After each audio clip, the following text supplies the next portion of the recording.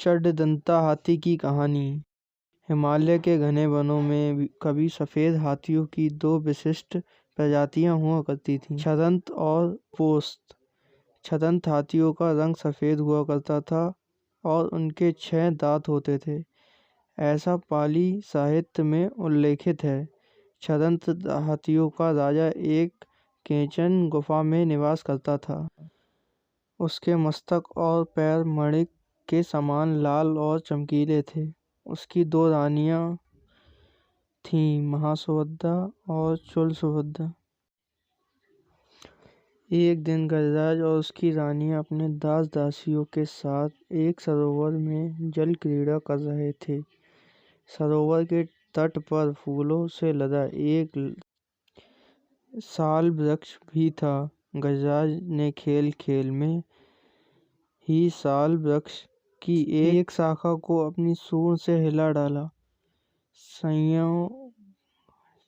संयोगवश वृक्ष के फूल और पराग महासुभद्रा को आच्छादित करेंगे, किंतु वृक्ष की सूखी टहनियाँ और फूल चूलसुभद्रा के ऊपर गिरे।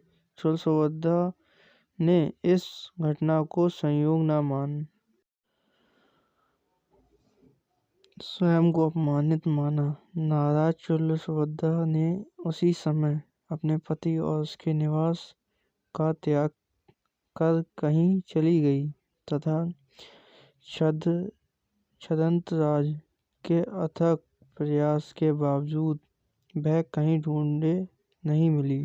कालांतर में चूलसुभद्रा मर कर महद राज्य की राजकुमारी बनी और विवाहोपरांत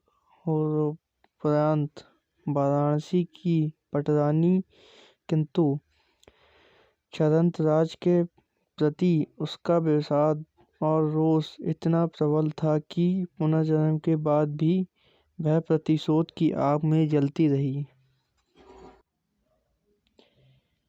अनुकूल अवसर पर उसने राजा से छदंतराज के दंत प्राप्त करने को उकसाया।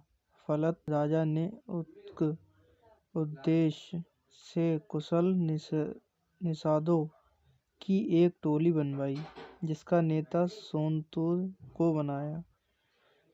7 वर्ष 7 महीने और 7 दिनों के पश्चात सोनतुर छदंतराज के निवास स्थान पर पहुंचा। उसने वहां एक डगला खोदा और उसे लकड़ी और पत्तों से ढक दिया। फिर वह चुपचाप पेड़ों की झरमुट में छुप गया। छदंतराज जब उस गड्ढे के करीब आया तो सोनतुर ने उस पर विष बुक्षा बाण चलाया। बाण से घायल छदंत ने जब झुरमुट में छिपे सोनतुर का हाथ में धनुष लिए देखा तो वह उसे मारने के लिए दौड़ा, किंतु सोनतुर ने सन्यासियों का गेरुआ वस्त्र पहना हुआ था, जिसके कारण गजराज ने निषाद को जीवनदान दिया।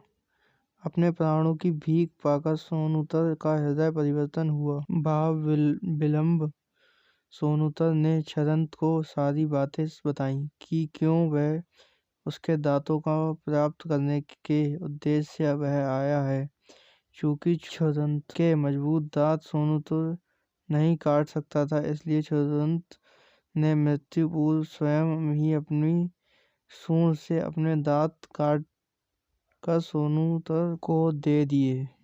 वाराणसी लौटकर सोनतुर ने जब छदंत के दांत रानी को दिखलाए तो रानी छदंत की मृत्यु के आघात को संभाल न सकी और तत्काल मर गईं।